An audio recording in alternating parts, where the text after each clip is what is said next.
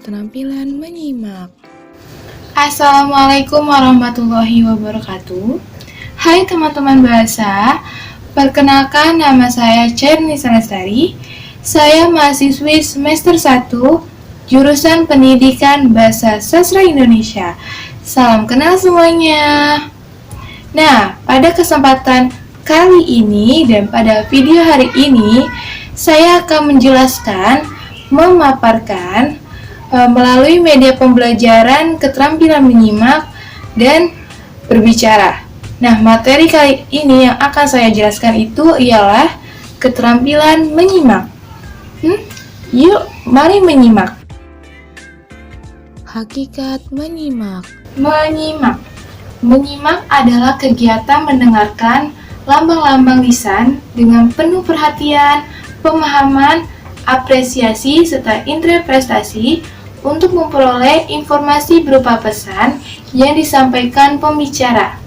Nah, misalnya contoh simpelnya itu saya sebagai pembicara dan teman-teman yang mendengar video ini adalah para penyimaknya.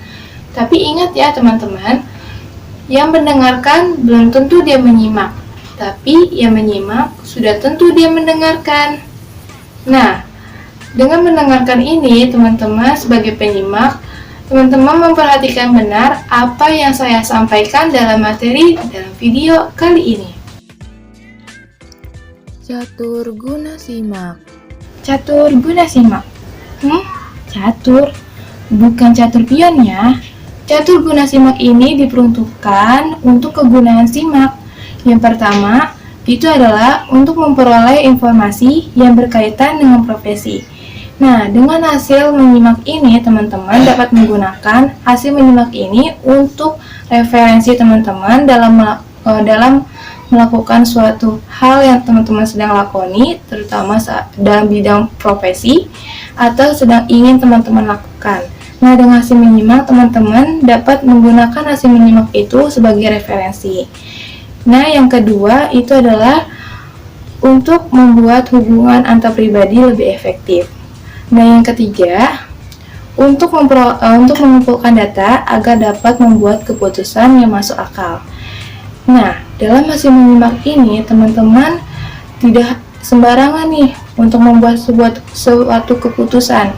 Teman-teman akan mempertimbangkan informasi-informasi yang teman dapatkan dan teman-teman mengumpulkan informasi tersebut lalu mempertimbangkannya dengan keputusan yang akan teman-teman ambil. Jadi teman-teman mengambil keputusannya yang masuk akal sesuai dengan informasi yang teman-teman dapat. Dan itu juga teman-teman dapat informasinya itu dari sumber yang terpercaya, bukan sembarang sumber ya. Yang keempat, agar dapat memberikan responsi atau respon yang tepat. Nah, dalam menyimak ini tentu ada pembicara dan ada audiensnya atau penyimaknya.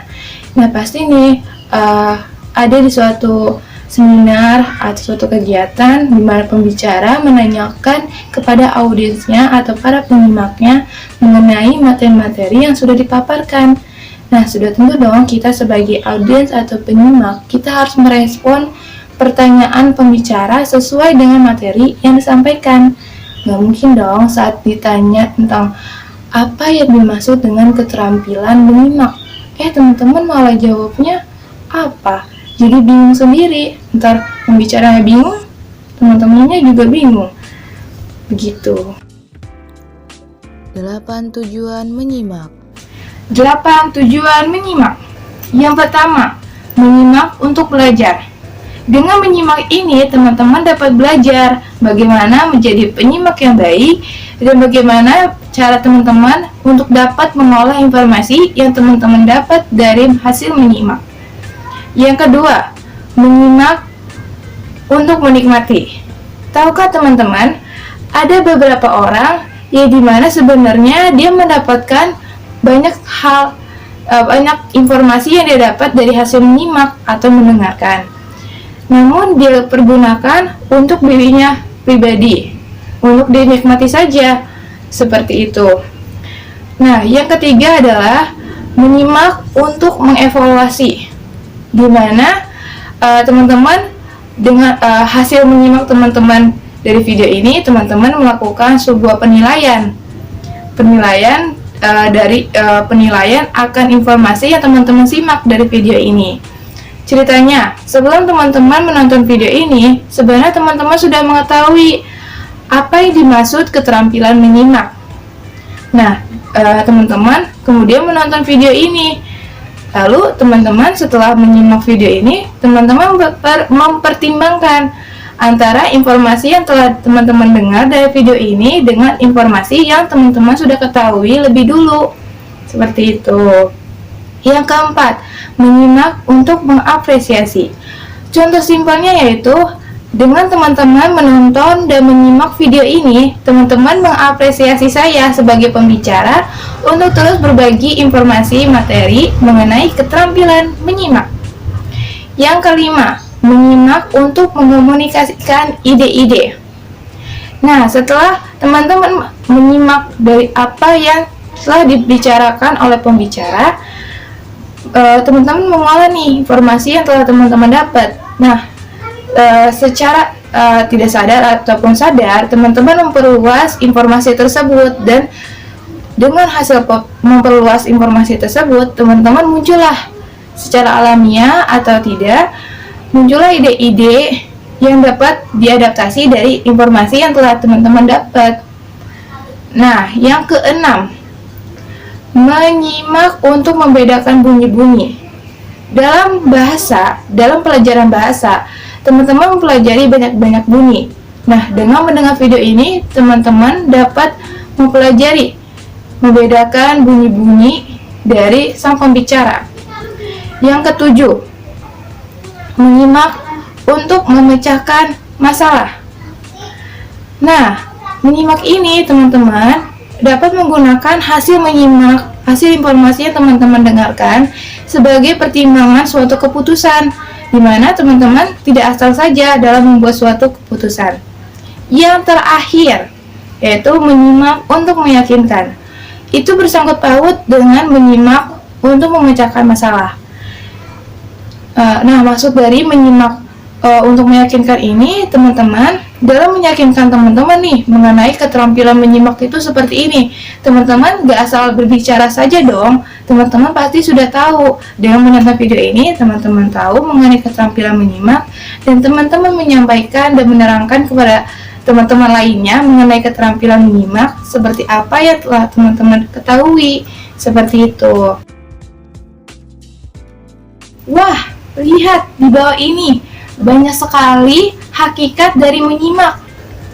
Yang pertama, hakikat menyimak yaitu menyimak sebagai sarana atau alat, yang dimana maksudnya ialah dengan teman-teman menyimak, teman-teman dapat belajar. Nah, itu sebagai contohnya, yaitu sebagai sarana belajar. Nah, yang kedua itu adalah menyimak sebagai keterampilan komunikasi, yang dimana teman-teman dalam menyimak ini, teman-teman belajar bagaimana caranya berbicara atau berkomunikasi antara pembicara dan menyimak atau pembicara dengan audiens. Bagaimana cara keterampilan dalam mengkomunikasikan antara hubungan antara pembicara dan audiens. Nah, yang ketiga itu adalah menyimak sebagai seni. Menyimak sebagai seni, tentu dapat teman-teman bayangkan kan apa yang dimaksudkan seni. Nah, yang keempat, menyimak sebagai proses. Yang kelima, sebagai responsi, yaitu bisa dikatakan atau dipahami lebih gampang, yaitu adalah menyimak sebagai responsi, yaitu respon gitu, dimana teman-teman dapat lebih mudah merespon apa yang dipertanyakan dalam materi yang dipaparkan. Nah, teman-teman dapat merespon sesuai dengan materi yang dipaparkan. Nah, yang terakhir ialah menyimak sebagai pengalaman kreatif, di mana dalam simak ini teman-teman melatih diri teman-teman dalam soal kemampuan dan daya pikir teman-teman dalam menyimak. Nah, setelah selesai menyimak nih, teman-teman mendapatkan pengalaman yang cukup sangat-sangat kreatif, di mana teman-teman dapat mengolah informasi. Dan sebelumnya mungkin teman-teman kesulitan dalam bagaimana cara mengolah informasi seperti itu. Nah, ini menjadi pengalaman yang kreatif bagi teman-teman, bukan hanya sekedar mendengarkan saja. Unsur-unsur menyimak. Unsur-unsur menyimak. Nah, di dalam menyimak ini terdapat unsur-unsur penting yang menjadi suatu unsur yang menopang kegiatan mendengarkan atau kegiatan menyimak ini. Yang pertama, yaitu pembicara. Pembicara ialah seseorang yang menyampaikan informasi kepada para penyimak. Nah, informasi tersebut sangat penting untuk para penyimak. Nah, tentu dong dalam suatu kegiatan mendengarkan ini, tentu para penyimak membutuhkan seorang untuk menyampaikan informasi, yang dimana informasi tersebut akan disimak oleh para penyimak. Nah, yang kedua yaitu penyimak. Penyimak ialah seorang yang menyimak atau mendengarkan secara seksama dengan penuh perhatian, pemahaman dengan apa yang sedang disampaikan oleh pemateri atau pembicara. Contohnya yaitu kalian sendiri yang sedang menonton video ini. Kalian adalah para penyimaknya.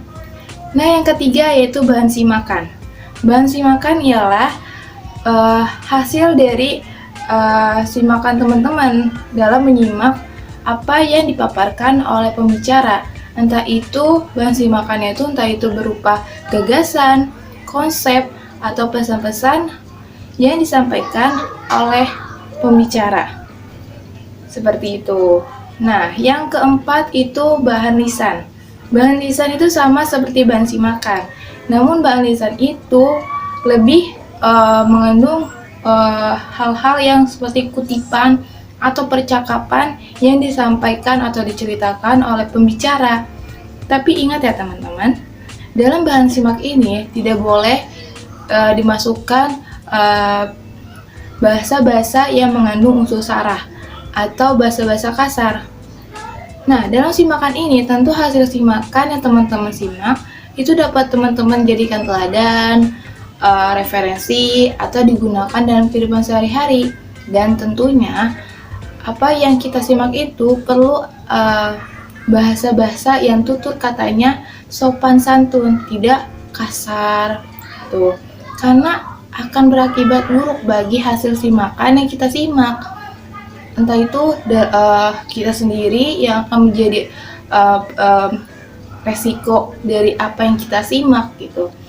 Karena apa yang kita simak itu ialah apa yang kita bertanggungjawabkan, karena kita itulah yang menyimak apa yang disampaikan oleh pemateri. Menyimak komprehensif.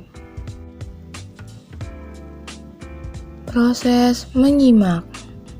Proses-proses menyimak. Nah, di dalam menyimak ini terdapat suatu proses yang dimana proses tersebut terdapat tahap-tahap yang perlu atau teman-teman harus lakukan dalam kegiatan mendengarkan ini. Yang pertama, tahap mendengarkan. Tahap ini ialah tahap di mana para penyimak mendengarkan apa yang tengah dipaparkan oleh pembicara. Yang kedua, tahap memahami. Di tahap ini, para penyimak mulai memahami juga mengerti mengenai isi pesan atau isi informasi yang disampaikan oleh pembicara. Yang ketiga, yaitu tahap menginterpretasi. Tahap kognisi atau proses kognisi, yang dimana para penyimak menafsirkan secara pribadi, menafsirkan mengenai isi dari isi dari apa yang dibicarakan oleh pembicara. Tuh, secara detail dan masuk akal, penafsiran pun dilakukan.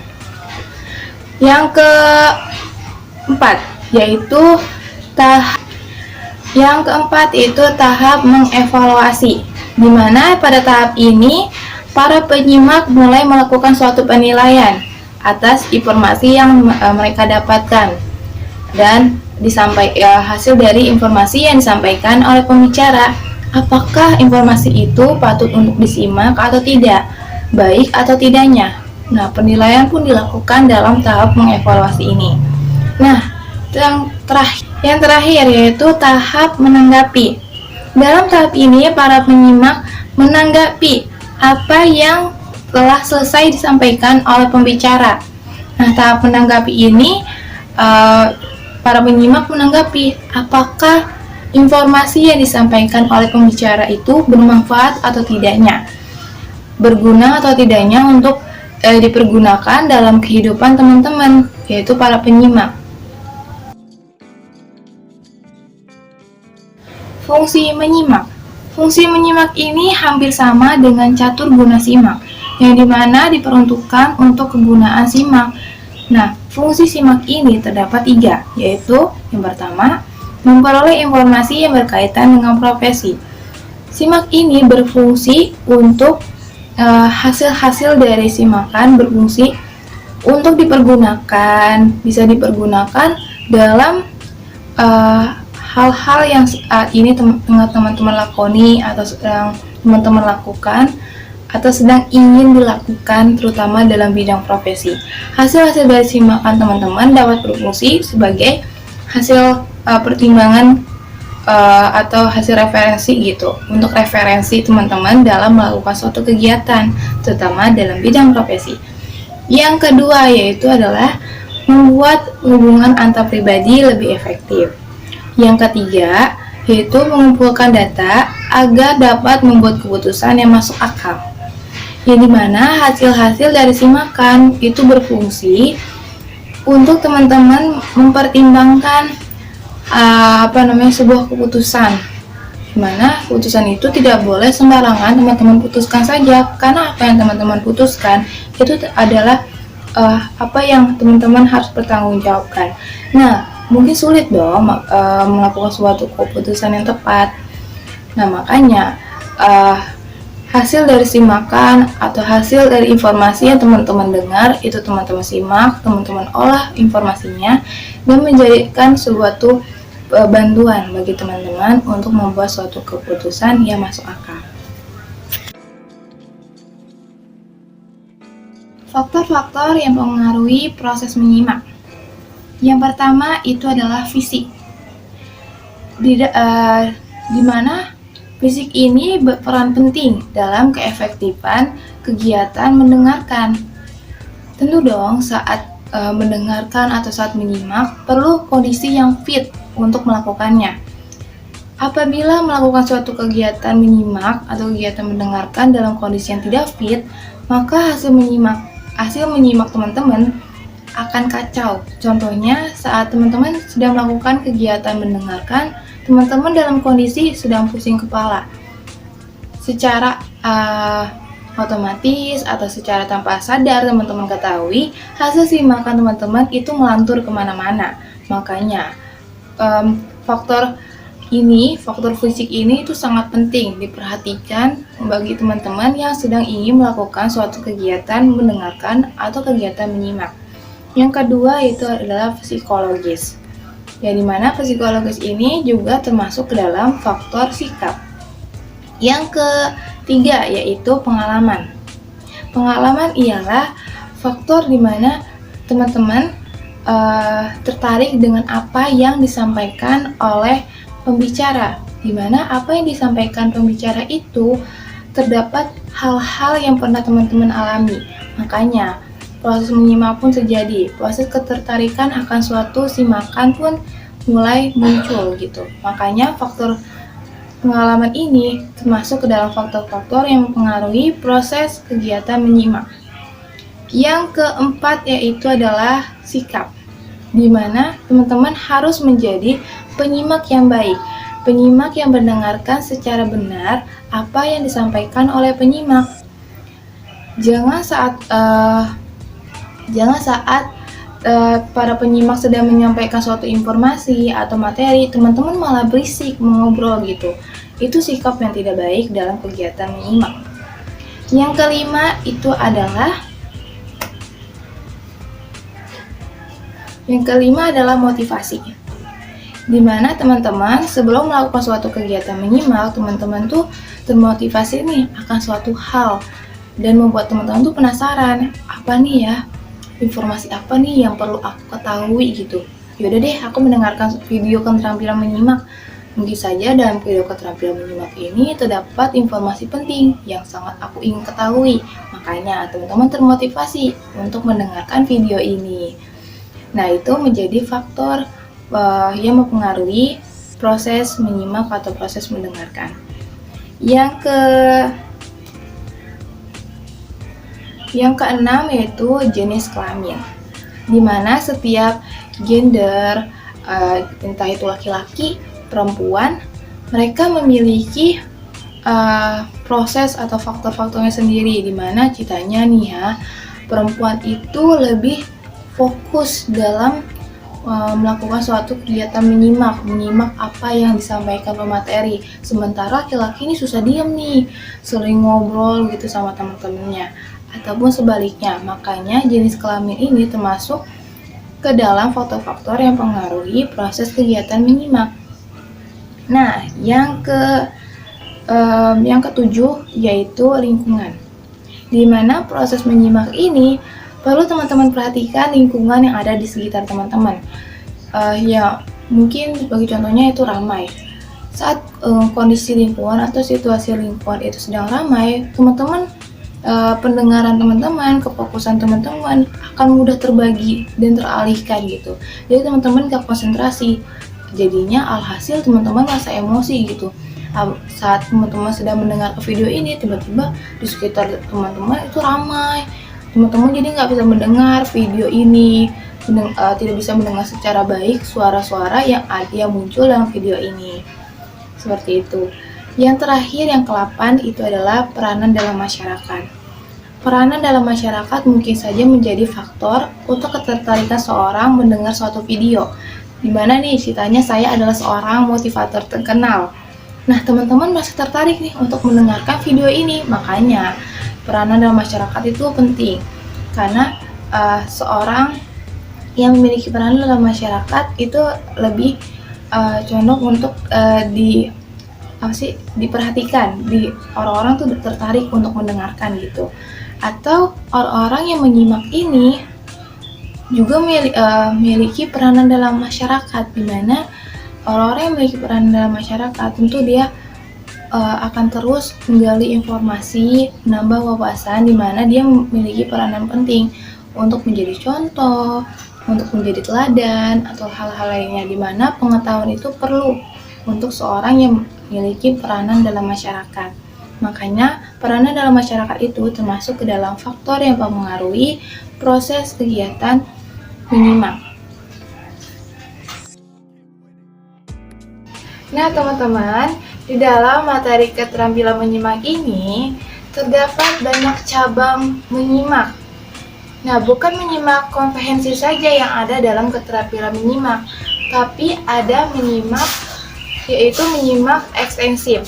Menyimak ekstensif adalah salah satu kegiatan yang serupa dengan menyimak mengenai hal lebih umum, juga bebas terhadap suatu ujaran atau bahasa lisan, yang dimana informasi yang disampaikan oleh pembicara mengenai apa yang para penyimak dengar ini adalah informasi yang sering kita dengar, sering publik umum ketahui gitu.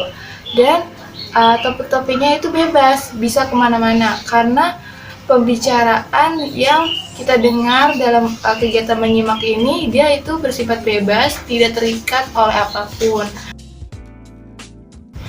Nah teman-teman, di dalam menyimak ekstensif ini terdapat jenis-jenisnya loh. Nah jenis pertama itu yaitu menyimak konvensional atau menyimak sosial. Kegiatan menyimak dalam situasi sosial, yang contohnya itu adalah dalam suatu obrolan.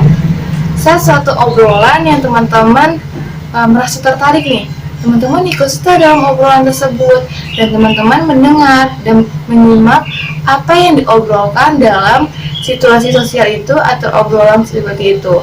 Seperti kita ngobrol dengan teman mengenai suatu topik pemberitaan yang saat ini sedang dibicarakan di Indonesia.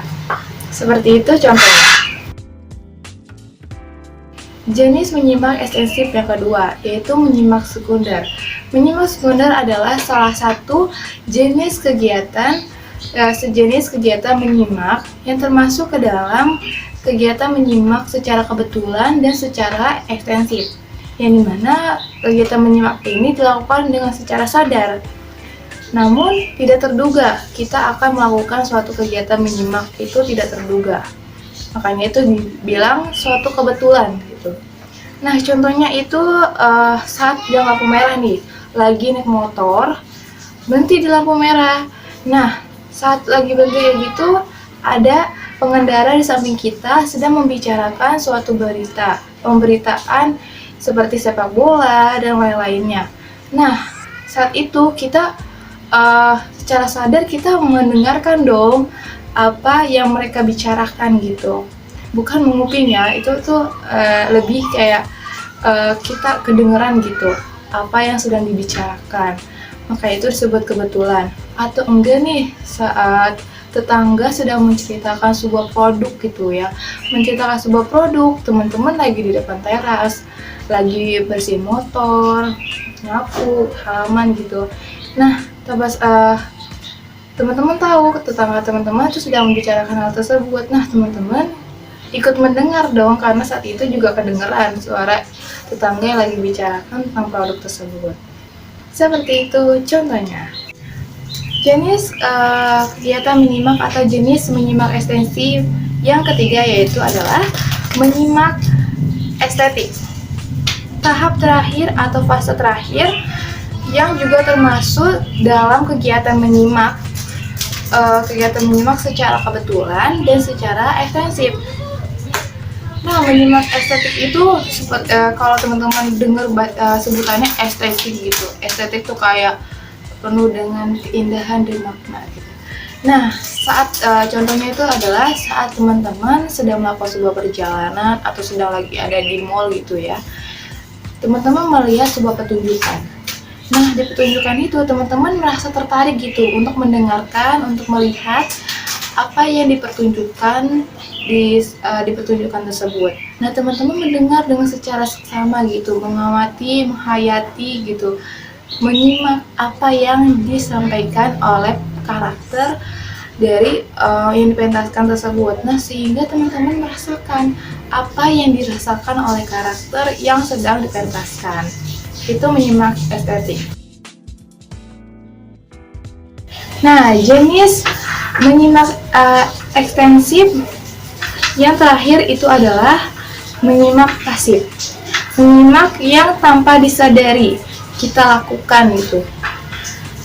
Berbeda dengan menyimak sekunder gitu. Ini menyimak pasif ini adalah kegiatan menyimak yang tanpa kita sadari kita lakukan, yang dimana ditandai dengan contohnya itu upaya-upaya kita saat sedang kurang teliti, tergesa-gesa, menghafal di luar kepala, berlatih santai, dan menguasai suatu bahasa. Contohnya gini, mungkin ada nih tukang ojek online gitu ya, mereka kan sering mengantarkan penumpang. Nah, saat mereka mengantarkan penumpang, ternyata penumpang itu adalah warga Tionghoa. Nah, saat di jalan orang Tionghoanya itu ngobrol gitu ya, walaupun nggak ngerti gitu ya apa yang dikatakan oleh orang itu. Nah, tanpa disadari tukang ojek online itu paham, belajar gitu, mendengarkan, menyimak apa yang dikatakan oleh orang Tionghoa itu, meskipun dia nggak terlalu paham bahasa yang diutarakan oleh orang Tionghoa itu, tapi dengan tanpa disadari itu tukang ojek online itu belajar, terus mulai perlahan paham gitu apa yang disampaikan oleh orang Tionghoa itu, meskipun pada awalnya dia tidak terlalu paham, tapi dalam perjalanan itu karena terlalu banyak pembicaraan, mereka pun seperti bisa saling berkomunikasi. Nah, dalam kegiatan menyimak pasif ini juga dipengaruhi dimana kalau menyimak pasif ini juga terjadi saat nih teman-teman sedang pelajaran gitu ya. Pelajaran dosen sudah mengajarkan nih tentang dasar-dasar morfologi atau keterampilan menyimak gitu. Nah, terus suatu ketika nih, teman-teman kan nggak terlalu merhatiin gitu ya, kurang teliti atau apa, tiba-tiba uh, tiba-tiba teman-teman disuruh maju dan menyampaikan apa yang disampaikan oleh dosen, yang dimana dosen sebagai pembicara, teman-teman sebagai penyimak. Nah, secara terburu-buru nih, teman-teman melihat poin-poin yang teman-teman catat dari apa yang disampaikan, menghafalkan tergesa-gesa, walaupun ada yang nyangkut gitu. Terus teman-teman maju deh menyampaikan apa yang disampaikan oleh dosen yang teman-teman simak gitu. Nah, dan juga saat itu juga teman-teman menguasai suatu bahasa, di mana suatu bahasa itu teman-teman lakukan tanpa sadar gitu, tanpa sadar dari kegiatan menyimak pasif. Seperti itu. Menyimak intensif. Teman-teman, kita sudah mempelajari dan mengetahui mengenai menyimak komprehensif dan menyimak ekstensif. Seperti halnya eksternal dan internal, menyimak ekstensif juga ada, menyimak intensif. Menyimak intensif adalah kegiatan menyimak atau kegiatan mendengarkan yang diarahkan pada suatu yang jauh lebih diawasi, dikontrol terhadap suatu hal tertentu. Nah, dalam kegiatan menyimak intensif ini, terdapat materi-materi atau informasi yang sangat diawasi informasinya, dan para penyimaknya juga diawasi cara penyimaknya atau cara pola pikir dan pemahamannya. Menyimak kritis. Menyimak kritis termasuk ke dalam jenis-jenis menyimak intensif, yang dimana kegiatan menyimak yang dilakukan dengan sungguh-sungguh untuk membuat suatu penilaian. Nah, dalam kegiatan ini seperti halnya kegiatan evaluasi. Nah, kegiatan ini di mana para pendengar yang mendengarkan informasi itu melakukan suatu penilaian terhadap materi yang dilakukan oleh pembicara. Namun, dalam menyimak kritis ini terlalu terfokuskan atau memfokuskan ke dalam penilaian tersebut. Dalam menyimak kritis ini perlu diperhatikan yaitu mengamati tepat tidaknya ujaran pembicara, mengamati setiap informasi yang dipaparkan oleh pembicara. Yang kedua, mencari jawaban atas pertanyaan mengapa menyimak. Nah, pertanyaan ini adalah mengapa teman-teman melakukan suatu penyimakan dalam informasi yang disampaikan oleh pembicara. Makanya itu perlu diperhatikan, karena dalam menyimak kita harus memiliki suatu tujuan. Menyimak interrogatif, sama halnya seperti menyimak kritis, dia termasuk ke dalam jenis-jenis intensif, dan masih banyak lagi jenis-jenisnya. Ya, menyimak interrogatif ini adalah salah satu kegiatan menyimak yang dilakukan agar mendapatkan informasi dengan melakukan pengajuan sejumlah pertanyaan pada pembicara. Nah, menyimak ini seperti hubungan antara pembicara dan para penyimak, di mana para penyimak menanyakan informasi yang dia dengar dari pembicara, mengajukan sejumlah pertanyaan yang dimana itu membuat dia menambah wawasannya, menambah informasi yang mungkin sekiranya belum terlalu jelas. Nah, para penyimak mengajukan pertanyaan pada pembicara untuk mendapatkan informasi yang mereka inginkan, yang para penyimak inginkan. Penyimak interrogatif ini memiliki tujuan. Yang pertama adalah mendapatkan fakta-fakta dari pembicara. Dengan pengajuan pertanyaan, para penyimak tahu nih fakta-fakta apa yang ada dalam informasi yang dipaparkan. Yang kedua, mendapatkan gagasan baru yang dapat dikembangkan menjadi wacana yang menarik. Nah, setelah mendapatkan jawaban atas pertanyaan yang disampaikan atau pertanyaan yang ditanyakan, teman-teman mendapatkan suatu pengembangan wacana yang dari hasil jawaban dari pertanyaan-pertanyaan tersebut, dari apa yang teman-teman simak juga. Yang ketiga, mendapatkan informasi apakah bahan yang telah disimak itu asli atau tidaknya. Dalam interrogatif ini, menyimak interrogatif, teman-teman mentelaah apakah informasi yang teman-teman dapat dari pengajuan pertanyaan teman-teman yang teman dapat itu asli atau tidaknya, fakta atau opini, seperti itu. Nah, jenis menyimak intensif selanjutnya yaitu menyimak eksploratif. Kegiatan menyimak yang dilakukan dengan penuh perhatian untuk mendapatkan informasi baru.